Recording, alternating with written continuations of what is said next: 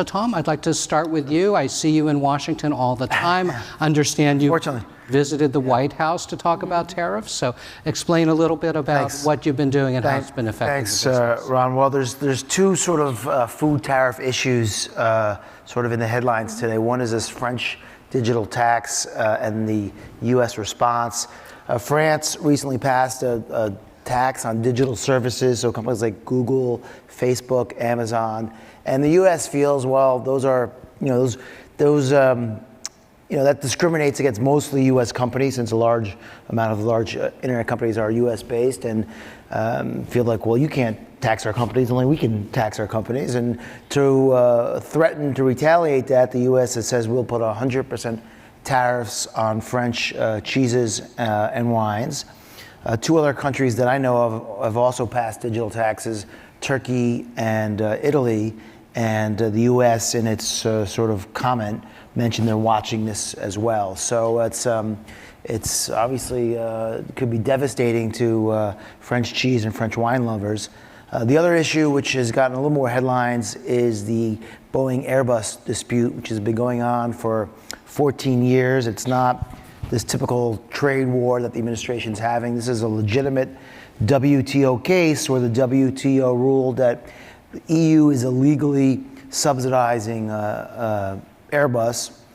Incidentally, there's another case in the WTO where Boeing is looks like Boeing also has some sort of legal subsidies, and that's going to be that's due for this spring. But since the EU lost this case already, the U.S. came up with a laundry list of items that they felt they were entitled to retaliate against, and threatened up to 100% duties. There was food and non-food items on the list. Eventually, in early October, they announced the list of items that they chose deemable to place tariffs on. They placed 25% tariffs on a large amount of items, mostly cheeses, but also green olives, olive oil from Spain. They sort of picked certain products from certain countries, picking on the Airbus countries the most: Germany, Spain, UK, and France, where Airbus has their major facilities.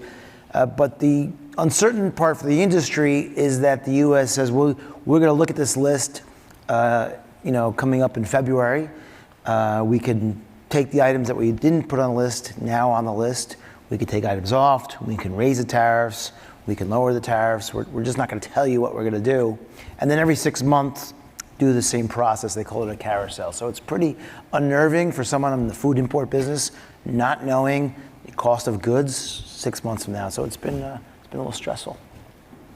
And have you been affected by the China tariffs at all? We do. We have as well. Yes, I didn't talk much about China. We import products from China, canned fruit and frozen fruit. Certainly in the association that Bob runs, there's a lot of importers from China. So that as well. Absolutely. Great. Thank you, Tom.